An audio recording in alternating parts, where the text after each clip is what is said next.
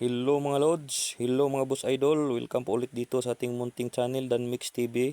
At pasensya na po kayo, medyo maingay ngayon kasi umuulan dito sa amin. Pakita ko lang yung gagamba kong mga pulahin. Ito siguro yung tinatawag sa iba na red devil. Ewan ko kung sinong naunang tumawag ng red devil sa mga pulang gagamba. Kaya panuorin hanggang sa dulo mga Boss Idol para makita yung mga red devil natin. Ito kumbaga ito introduction pa lang to. Itong una, ito parang may pagkapula-pula na pagka-violet. Tangkal size lang yan. Maliit lang talaga yan. Ito naman may pagka-pink rin, may pagka-pula, tigre. Uis yan mga boss idol. Tingnan nyo. Tingnan nyo. Siguro 4 na tangkal para matulad yan sa laki ng uis. Tingnan nyo. Huwag nyo pansinin yung tiyan, yung galamay na lang. Tingnan nyo yung kapal at haba ng galamay, yung layo. Tingnan nyo. Ngayon mga boss idol, ito yung sinasabi na red devil. Yan yan pulang pula talaga yan. Kaso may plus yung cellphone natin para maliwanag. Pag natamaan ng plus, parang nagre-reflex, parang naging orange yung pula. Pero pulang pula talaga yan kung ordinaryo na lights lang yan. Liwanag lang ng araw, pulang pula talaga yan. Minsan lumalabo pa yung camera, ayaw mag-focus, luko-luko tong camera to mga mumurahin lang kasi itong cellphone ko.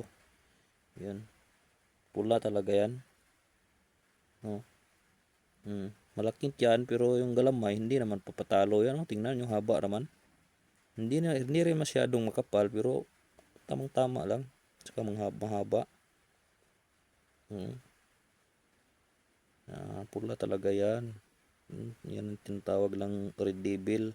Saka ito ito talaga maganda. Yan tigre, tigring pula. Ito siguro yung tinatawag lang red devil. Tingnan nyo naman pula niya grabing pulang pula talaga. Yan ganda talaga, haba ng galamay. Yung isa good size yan.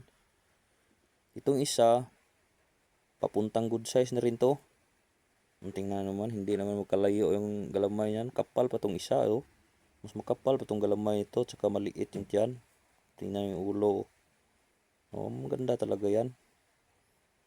Pang dirbe nga natin yan pang timbangan yan. Yan. Yan mga boss idol. Ito itong dalawa pang ulutan lang yan yan, tingnan nyo. Yan, laki na tigring yan. Good size rin yan. Yan laki ng ulo niyan, pagbubuka yung galamay ng haba niyan. Pang ulutan yung dalawang yan. Ready pula tapos tigre. Ito naman patimbangan natin. Yan pulang tigre, tsaka ito tingnan nyo naman patibangan natin tigre. Halos pareho ng ulo tsaka katawan, tsaka ang haba at kapal ng galamay. Maganda. Yan pero ang topic natin ngayon ito lang red devil. Tingnan nyo mga pula yan